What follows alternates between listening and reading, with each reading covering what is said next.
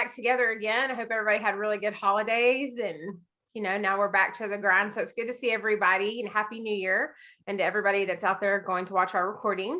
We're all back, and we do have a special guest with us, Dr. Becky Williams. And Dr. Williams, I'll let you give a little background about yourself here in just a minute, but welcome Bill and Doug and Jenny and Antoinette, and I'm Lexa. So we're going to do a little talk about kind of breeding 101 with some of your expert panelists and our guest. And so I hope you enjoy. So Dr. Williams, I'm going to turn it over to you for just a minute if you want to introduce yourself to everybody. So my name is Becky Williams. I graduated from Kansas State School of Veterinary Medicine, more years than I'd like to claim. And I'm part of the Coventry Pembroke Wells Corgi team. I'm a general practitioner, but because I'm a breeder, I work with lots of breeders. I'm not a board certified theriogenologist, and there is a difference. It just means I have more of a special interest, but not a specialist, so to say. There's a big distinction between that. And I'm going to just talk about some basic kind of Repro 101 and cover some topics that you guys have brought up or mentioned. First off, there's something that we have to understand. Dogs, when they ovulate a primary oocyst. So that means the egg is immature and not ready to be fertilized. So it has to sit in the oviducts of the uterus in the bitch for 3 days before it's ready to be fertilized. So that means we don't breed when they ovulate, which most other species do. That egg has to mature and go through some reproductive cycles of its own before it's ready to fertilize. So that means that we breed them 3 to 4 days after we suspect that they ovulate based on progesterone test. So progesterone sits kind of low, usually less than 1 when they first come in season, until there's an LH surge, which is a separate hormone.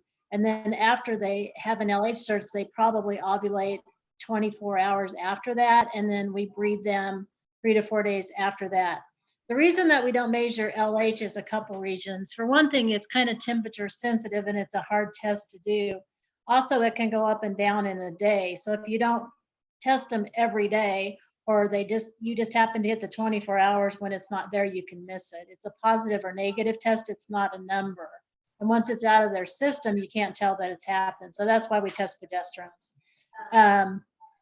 The way we kind of guesstimate that they've ovulated is their progesterone usually jumps by 2 points. It's nanograms per microliter, but nobody worries about that because we measure almost always in the same, unless you're in Canada, and then you have kind of a different unit system, but that's how we measure. So if she's at 4 today and tomorrow she's at 8, she probably ovulated today, and we breed her 3 to 4 days after that.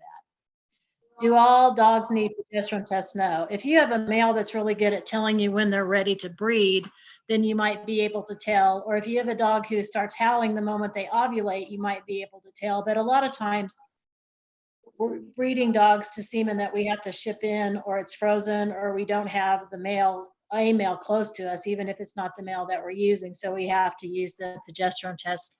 They're not 100%. And a lot of times as veterinarians, we see problem dogs. We don't see dogs that get pregnant easily. So that's something to think about too. I suggest that you start testing within the first 4 or 5 days. Yeah, Doug? So I have a question.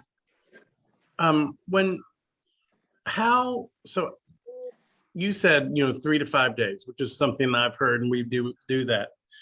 But how long is that egg viable? So, on day 7 afterwards, is the egg at that point has it died? What happens to the egg that doesn't get fertilized? The egg that doesn't get fertilized flushes on through the reproductive system. Probably most healthy dogs are able to be bred for maybe 4 or 5 days. There's not real good research on that because it's hard to see an egg in an oviduct, and in order to see it, you probably have to destroy it. But we're kind of looking at the most optimal time to breed them. I have bred dogs probably 4, 5, even 6 days after they've ovulated and had puppies, but it's not as ideal. Do you think just remember the progesterone readings that come back later?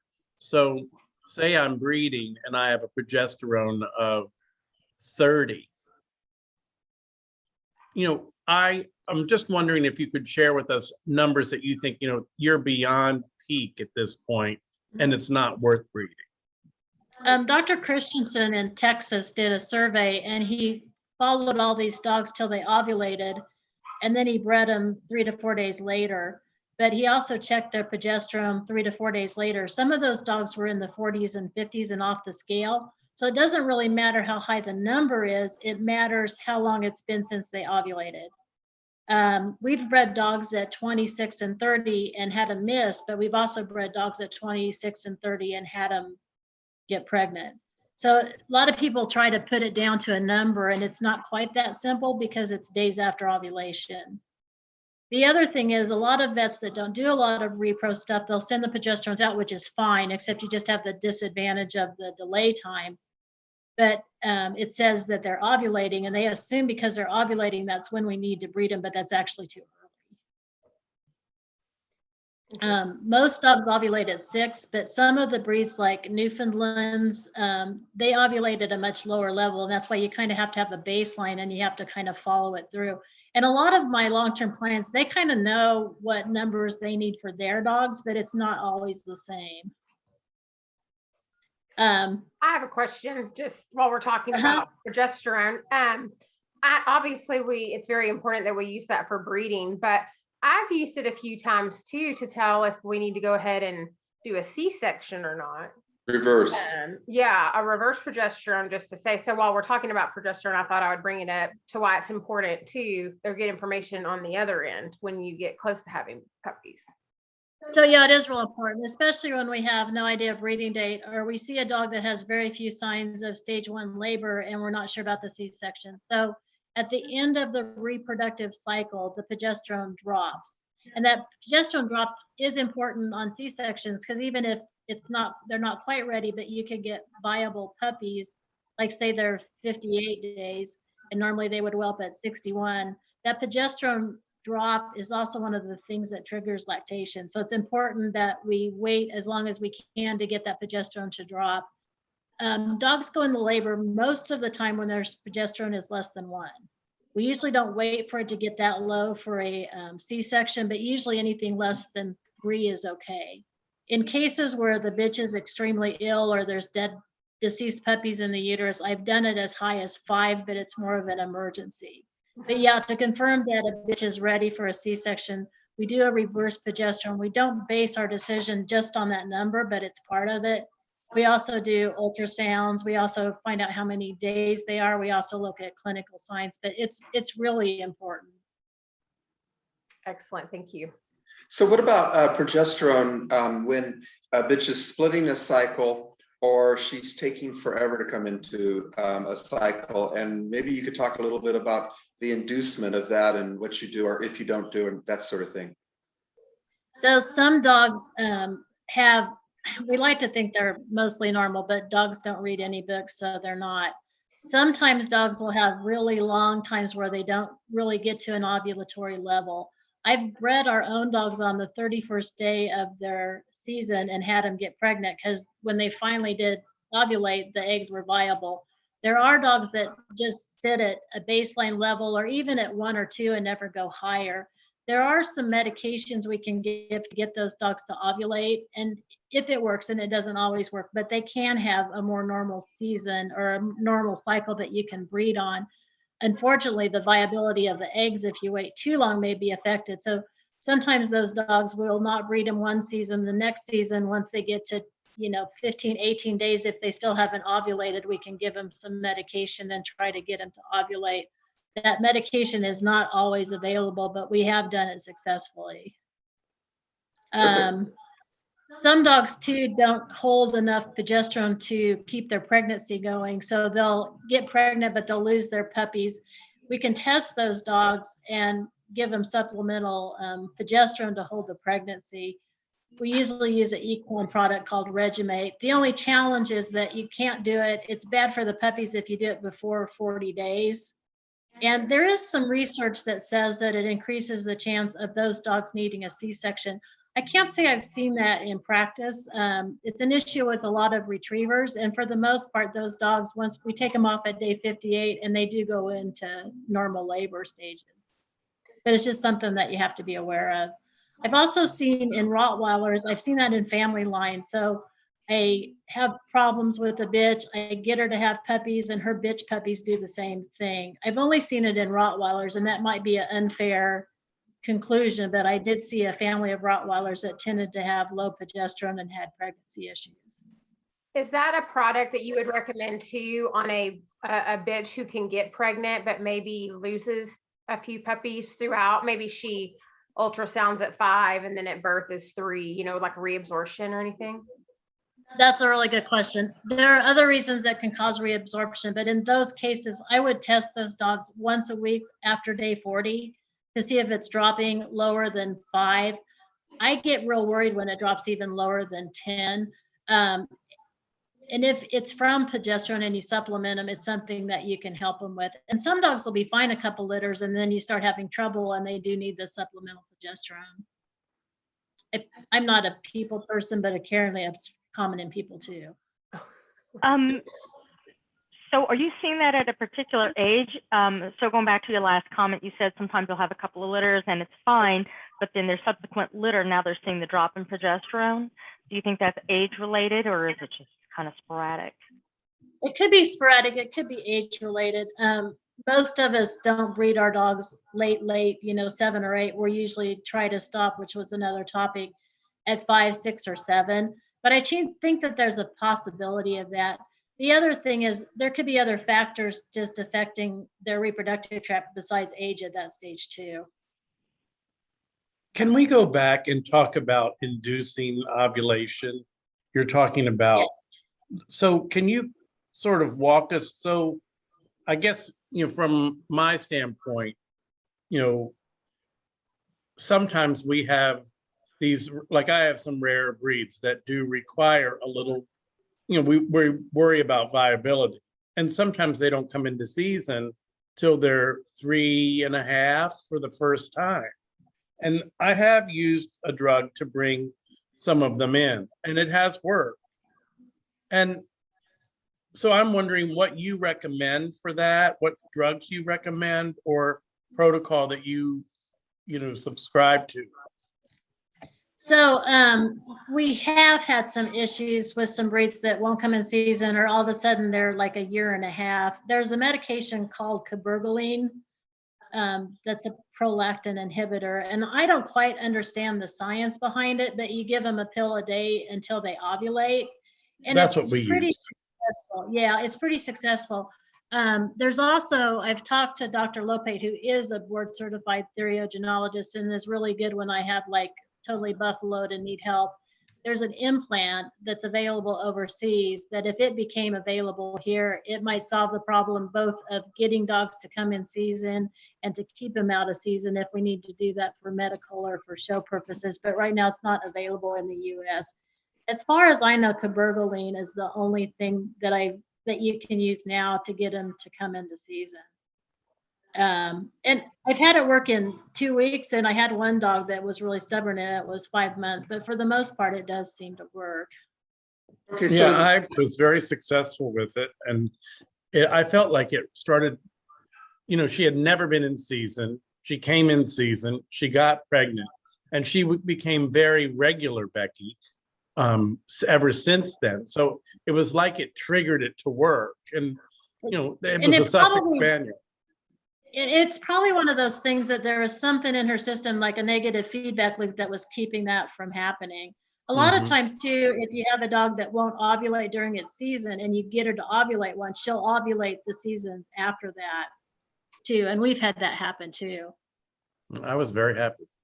Yeah. So now, Becky, you talked about getting them to come in season, and we spoke just briefly about dogs who come into season and stay at a very low, a 2, and stay there for 20 some days or something. And so maybe you could tell us a little bit about the protocol to get them to reach the LH surge. So sometimes with those dogs, they've had a baseline level, even though they're in season for such a long time, that probably even if we got it to go up, their eggs wouldn't be viable. So some people give up on those seasons. And I can't say that I've followed those dogs to know if they ever ovulated.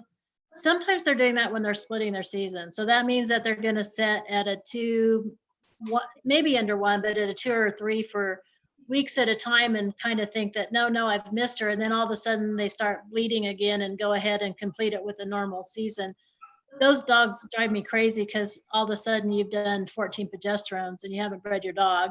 The other thing that can happen with those too is people don't realize that they really weren't in season last time. So now they end up with a dog in season when they didn't expect it. As far as using the medication, if they're honestly splitting their season, I'm not sure that the HCG, which is what we use to make them ovulate, would work. I don't have a ton of experience, and intermittently, that's another drug that's not available. They also have to get injections twice a week till they ovulate, and the injections are intramuscular, and they sting horribly, so they scream horribly. It's not an easy thing to do. But we have successfully gotten some of those dogs to ovulate. And even if we didn't get them pregnant that season, they had a more normal season the next time. It's also the same drug we use if dogs continuously have smaller litters. I have not seen a lot of records on that, as far as, I think it might just be a theory because they kind of use that in some cattle and some other breeds. It's also what they use sometimes to encourage testicles to descend in young puppies. Same thing. I think a lot of those puppies' testicles would descended anyway, but I have used it, and it's one of the kind of off the record uses that they use that medication for. HCG. HCG, human chorionic gonadotropin. They use a lot in horses. They use everything a lot in horses, so. They're ahead of us. Or they're behind us, yeah. Exactly. So does anyone have any more questions about progesterone? Because we could move on and getting them into season and getting them to the point where they can receive semen. So now, of course, we're going to want to talk about the insemination process and what you feel about side-by-side AIs, transcervicals or surgicals, and what you prefer, and about all the information you might give us about those. Okay, so let's start with everything's hunky-dory and you've got a male on the premises and the female's receptive and he knows what he's doing and he's got good semen, and it's never a bad idea to check the semen first. I like to do natural breedings when the progesterone goes over 10. So going back to our numbers before, most dogs ovulate at 6. So a couple days after 6, they're going to be at 10. And so that's a good time. I like breeding 2 days in a row, then skipping a day and then breeding again if the female's receptive. So those are some things to think about. Now, some males aren't that good at getting it done, and some females aren't really real good about standing there and letting it happen. So I have no problem with side-by-side AIs. I think they're great. We do it a lot because corgis, there's a disproportion in length and the males tend to be bigger. And a lot of times they're just not very good at it. Maybe we don't give them enough chances. Don't tell the corgis, they'll be offended. Well, let's But, yeah. Yeah. Same with We dogs. do a lot of side-by-side AIs real successfully. Early in the season, their cervix starts to close 5 to 7 days after they ovulate. So it's harder to get the semen to go in because the cervix starts to close. And we'll talk about transcervicals, which is a way to bypass that. If your dog's early in the season, so we're hitting right those prime times to breed, or we're doing it when it's at 10, AIs are great. Once they're at the higher numbers, our 26s to our 30s, the cervix starts to close. And sometimes, even though they might be able to get pregnant, if we could get the semen to the eggs, we can't get the semen to the eggs as well. So once the dog's at the tail end of the season, we do a lot of transcervical insemination. So that means that we put an apparatus up their behind so we can see their cervix, and we insert a catheter into the same place where you'd put it, like if you were doing a surgical, which we can talk about too. So later in the season, your success rate goes up, or your puppy numbers go up if you do transcervical inseminations.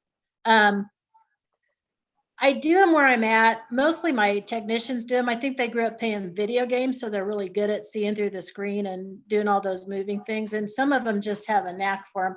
I'm pretty good, but I can't say I'm as good as they are. It takes a lot of equipment. It's expensive.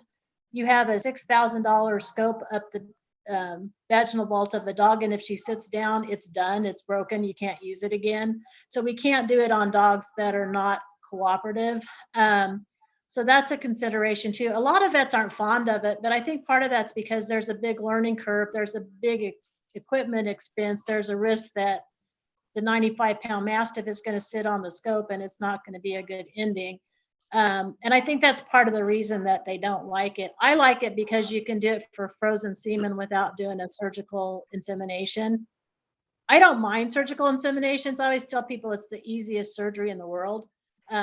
But that's a consideration too. There is research in normal dogs. Now, what's a normal dog? We don't really know, but transcervical is less invasive and more successful than surgical inseminations. I had a couple questions here. One is what you just addressed, because that seems to be something that we're hearing more and more. When I just recently went to do a breeding, I was told that she was no longer doing surgicals because the conception rate for the transcervical was as good or even better than with the surgical. Had you heard that before? I haven't heard that, and I'm pretty in tune with the theory of publications. Technically, it makes sense because it's less invasive, and you're technically, if it goes well and you're talented, you're putting it in the same spot. So I tell my technicians when they're breeding our bitches and we're doing frozen and it's transcervical, if you can get in easily, if you're confident it goes in far enough, then I'm fine with the transcervical because technically I'm putting it in the same place. If they're not cooperative, if they're tight back there, if they just can't get in, because the cervix can be twisted in a strange direction that you just can't get a straight line into there, then we go ahead and do a surgical. Also with transcervical and frozen, we can do 2 breedings. You can only do 1 surgical in a season. But yeah, I enjoy surgical, I like that we can watch, if you've gotten in or not. So it's you do, a real you do know, luxury. and there's a little pop there. And if it Yeah. goes good, it's brilliant. If it goes bad, there's no way it's going to happen. It's just Right. one of those things. Yeah. And a lot of vets are just reluctant because when you're first learning it, I mean, I had some hour-and-a-half surgical inseminations, and now I've learned there's some dogs that you just can't get in. Yeah.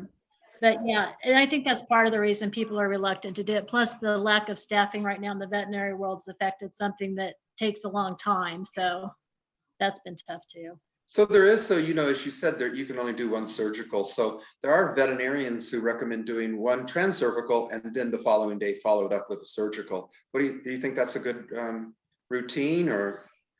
I think it's a good routine for a couple reasons. For one, if we were breeding a bitch naturally, we'd want to get 2 breedings if we could. So we have hopefully live normal semen in contact with the eggs for a longer time. So that's a good thing. A lot of us have more frozen semen than we're going to use in our lifetime.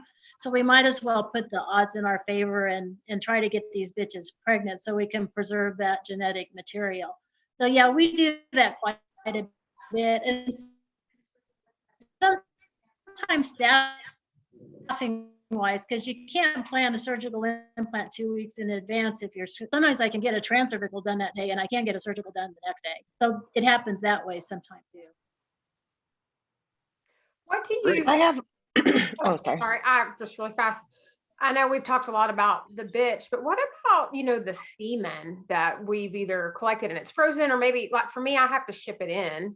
And the times that I've done it, it's arrived dead. So that hasn't really worked out in my favor, although my reproductive vet is amazing. So what would you consider very healthy semen and a good time to collect all of those things about semen? No, a couple things. I think anytime you're getting ready to send your specials out on a circuit, you should freeze them before, because then if there's an issue or a problem or they have fertility issues, at least you know. And no matter how careful we are or anybody is with our dogs, life is fragile and you could lose the reproductive abilities of your dogs. And some breeds like Great Danes and Bernese Mountain Dogs, they have a lot of infertility at a young age. So that's a consideration.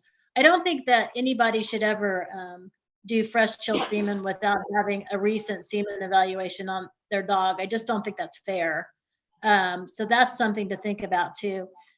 I like to ship semen when the progesterone hits the ovulation day. So if they ovulated today, I'd call them tomorrow and have them ship Monday for Tuesday.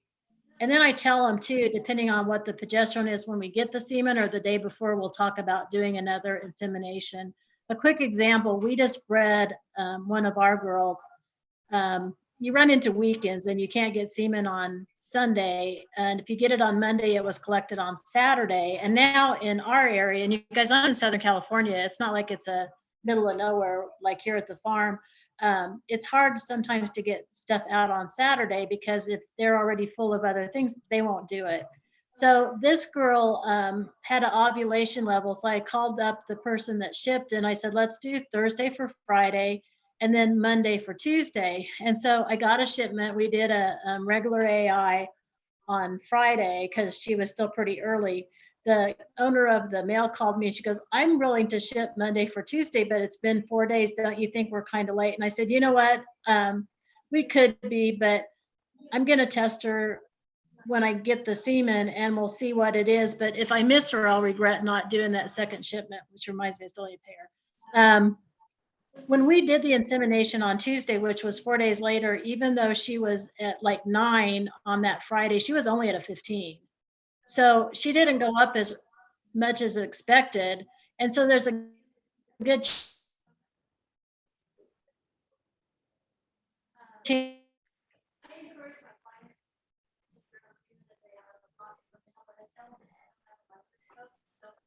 Oh, Phil and Becky are frozen, but Yeah, they were kind of worried about the farm Wi-Fi, if it would sustain both Not of too them. cold It seemed to if be it's working for a while, so Yeah. there's the Becky. Yeah. And They're there. sometimes, oh, hi. It's pretty dark in here. Maybe turn on the light. Sometimes dead is dead and there's nothing you can do about it. Okay. I Great. had a Andrew. quick, yeah, I had a quick semen question. So, I mean, what is an ideal age for a male to be considered, to use for breeding? And this is just obviously before they become a special or anything. Like, when do you think is a good age for a male to be used or collected? And then do you have any tips on how to keep semen healthy throughout, if there's any supplements that you would recommend or anything to just keep those swimmers swimming so we can collect them and use them down the line? I don't have a problem using a 9-10-month-old male if he's got at least preliminary health testing and that you've checked his semen. I will tell you, a lot of times, the first time we collect them by hand, they're a little bit reluctant and we might get a drop and there may be a lot of detached tails or curled tails or things that aren't desirable long-term, but it's kind of, I always tell them it's kind of their inaugural voyage or their shakedown crew. And so a lot of times those dogs, when you collect them again, they'll be fine.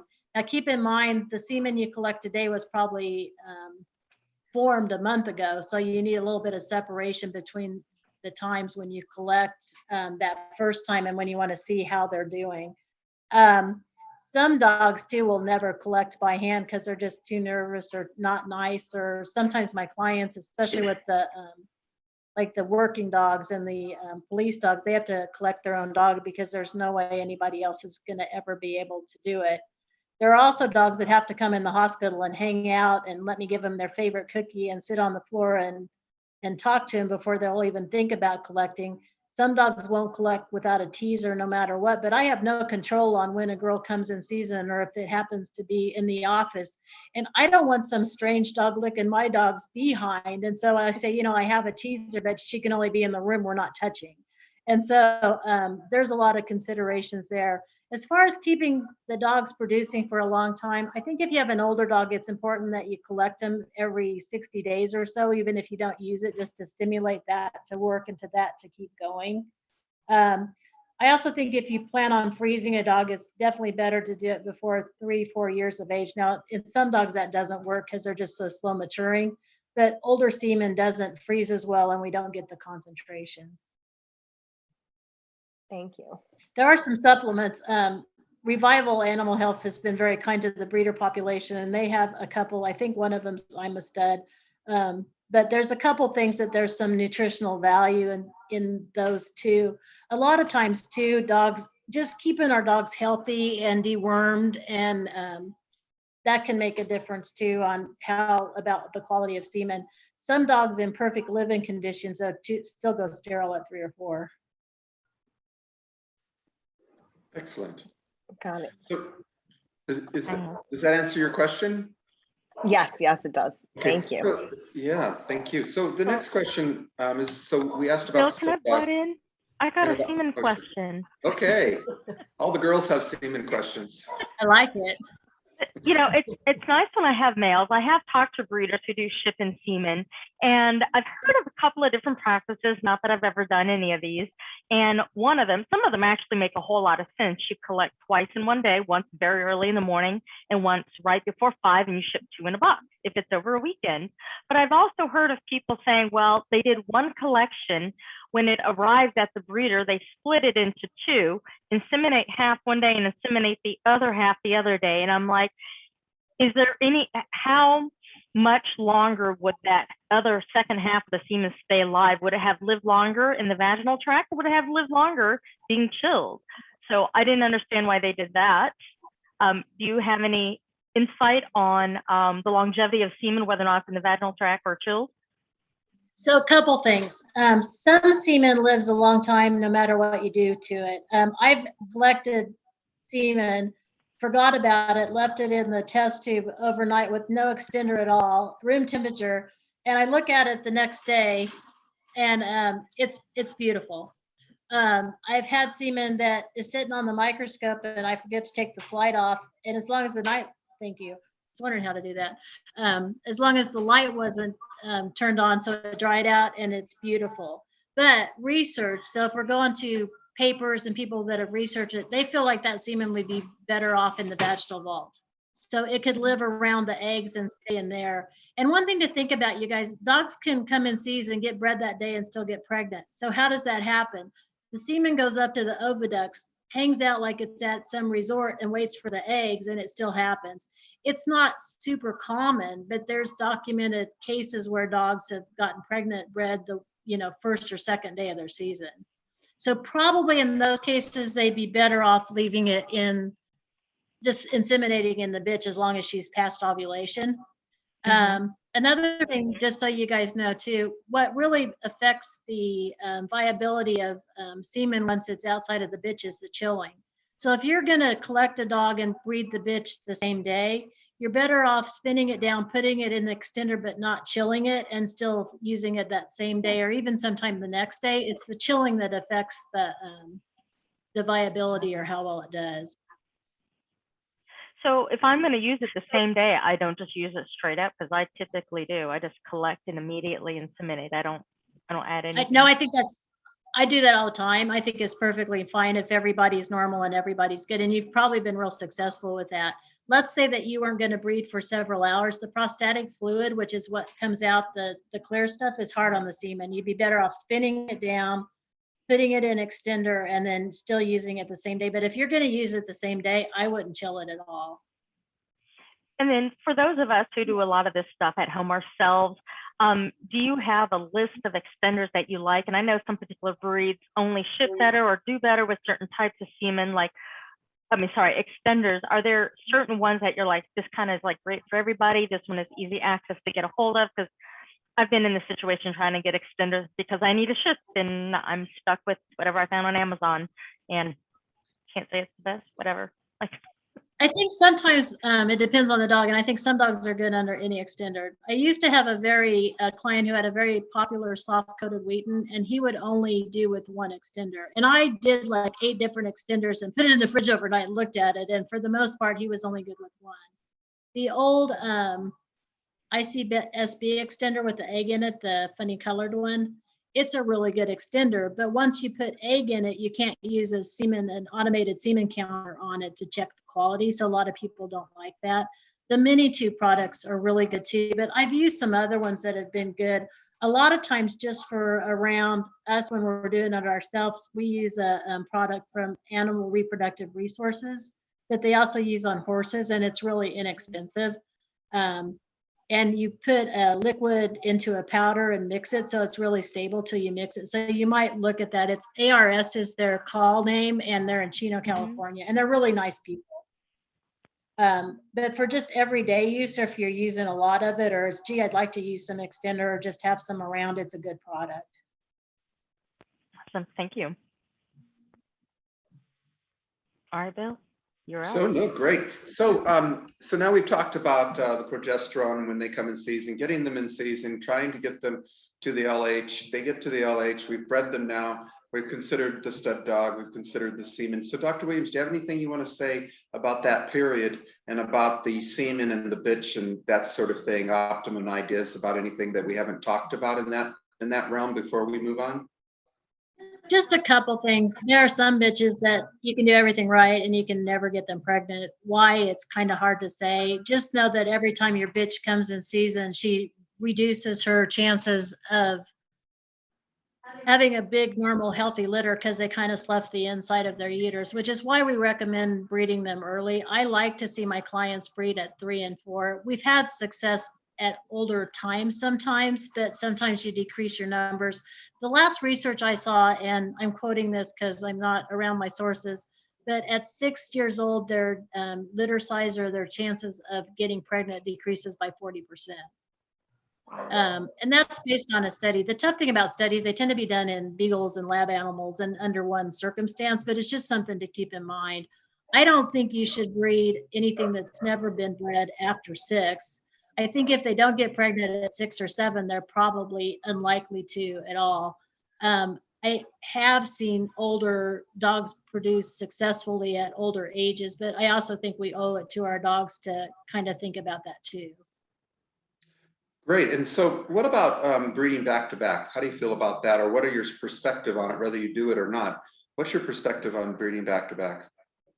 I think that if you breed once and the bitch comes in a reasonable amount of time, not one of these that cycles when the puppies are 3.5 or 4 months old, and that she looks amazing, like she never had puppies, then I think it's okay to do back to back. I don't think you should ever do 3 in a row because I think we owe it to our dogs not to do that. And I also think that it's just hard on their system, but I have no problem with back to back and then skipping and then even back to back if that's what you choose to do. I think as breeders, this is kind of my soapbox thing, but I don't think we breed great dogs enough or breed enough litters because I think we owe it to the public to supply as many of those great pet homes as we can. And we owe it to our breed to share it. So I kind of think that we don't breed enough sometimes. Sometimes my clients will have an older dog and they're not sure about it. So we do a senior wellness panel just to make sure that there's nothing that we're missing or nothing that's obvious to see, kind of make sure that everything's on the up and up. And sometimes on those dogs, we'll find a borderline thyroid issue, or a lot of times we find bladder infections. And I think we can help those guys. So, I say, I can't tell you for sure if it's going to turn out, but we can do this panel and kind of look at everything and see. What about supplements for gestation? Is there something you would recommend then? If you're feeding a normal balanced diet, you're probably okay. There are some supplements that are out there. You need to make sure that they don't contain any estrogenic products like flaxseed or soybeans, because some dogs are sensitive to that. For the most part, our dog food companies spend millions of dollars balancing their foods, and we tend to unbalance them when we supplement. One concern with that, during the summer in Southern California, and it's 107 degrees, and that dog food's been shipped in a truck, and it's probably 130 degrees in the truck, probably some of the fat soluble vitamins and the B vitamins are being affected. So I don't think feeding a supplement at that time is a bad thing. And as far as which ones I see or which ones I recommend, I'd probably go back to Revival with some of their stuff, just because they don't just sell any supplement that they get offered. They kind of do some research on it. Also, Marty Greer, who's another repro vet and a breeder, she helps them pick what they have in their catalog to try to help breeders. Okay, great. So, so panel, this is, we're into this for about 45 minutes. And so do you think we should say, Dr. Williams, for another session for gestation and delivery and that for the next time? And we could go into all kinds of stuff like absorption and stuff like that, or should we delve into it now? We really have got a lot of good information about progesterone and breeding and that sort of thing. And so should we just ask some general questions about that now, or would you like to save the other part for another session, or